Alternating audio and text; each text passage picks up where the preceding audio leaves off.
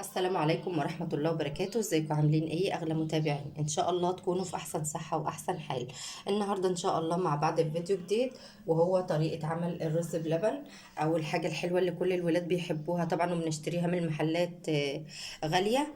اتمنى طبعا ما تشتريش حاجة من بره وتعملها في البيت، لان انت طبعا عمايلك بيبقى مختلف، وكمان بتبقى الخير عندك كتير فبتزودي الكمية. وكله بياكل وبألف هنا وشفا. ان شاء الله النهارده هنعمل الرز بلبن بطريقه سهله وسريعه. اتمنى طبعا تشوفوا الفيديو للاخر وتقولوا رايكم في ايه. واللي اول مره يشوف قناتي يشترك عندي في القناه ويفعل الرن علشان يوصلوا كل جديد. ويلا بينا نسمي الله ونصلي ونسلم على رسولنا الكريم عليه الصلاه والسلام، وندخل نشوف عملنا الرز بلبن الجميل ده ازاي.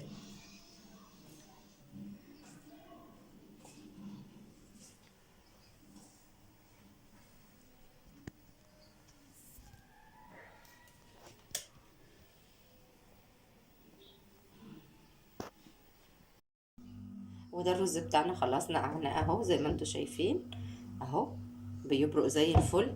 انا نقعاه بقاله ربع ساعه كده. خلاص بقى هحطه على النار، ودي عباره عن كوبايه رز واحده. هو حلاوه الرز بلبن بقى لما عايزاه يطلع مظبوط معاكي انك تحطي الرز شويه، يعني مش كتير، يعني كوبايه رز بس بتعمل معانا كل الرز ده. هو كده منقوع، انا هحطه بقى على النار وبعد كده هنشوف هنعمل ايه مع بعض.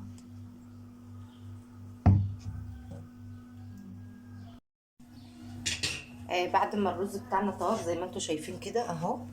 انا بدأت بقى افضيه. ده الرز بتاعنا كنا حاطينه هنا اهو، بعد ما طب بقى واستوى احنا حطيناه هنا في اللبن على طول. شايفين بقى معانا بالشكل ده. طب جدا انا بحب اطيب الرز علشان خاطر ما ياخدش معانا وقت خالص في اللبن. اهي الرزايه طيبه جدا، بسم الله ما شاء الله. بعد كده بقى معانا السكر، المقدار اللي انت عايزاه على حسب طبعا. يعني ما بتحبوه حلو قوي او معقول، احنا بنحبه مظبوط كده، فانا ما كترت السكر، نص كوبايه بس اهو. شايفين لف معانا على طول. علشان خاطر الرزايه طيبه جدا، يعني مش هيطول في اللبن، علشان خاطر يتن محتفظ باللون الجميل ده. وحلاوه الرز ان هو طيب جدا معانا. بعد كده بقى هنجيب معلقه نشا.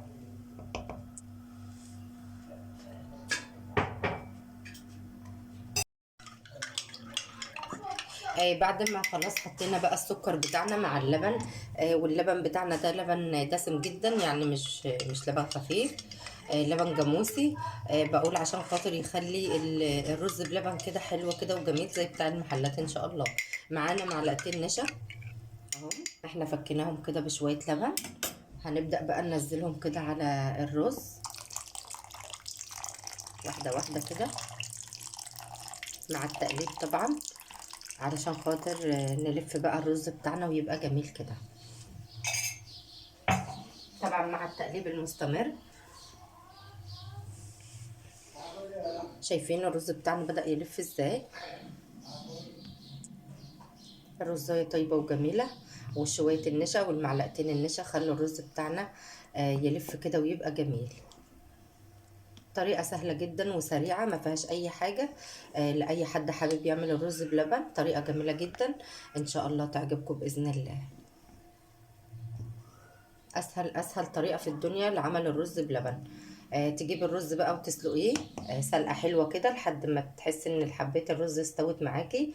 بعد كده بتجيبي كيلو من اللبن، ولبن يكون دسم جدا زي ما انا جبته كده.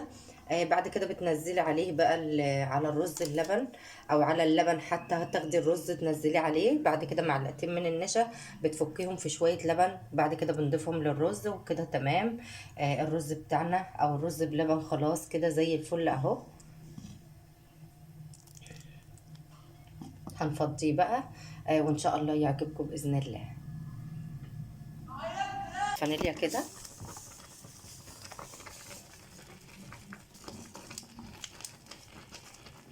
علشان خاطر بقى ريحته وطعمه يبقى جميل جدا كده. خلاص زي ما انتم شايفين معانا بسم الله ما شاء الله، شايفين عامل زي القشطه اهو.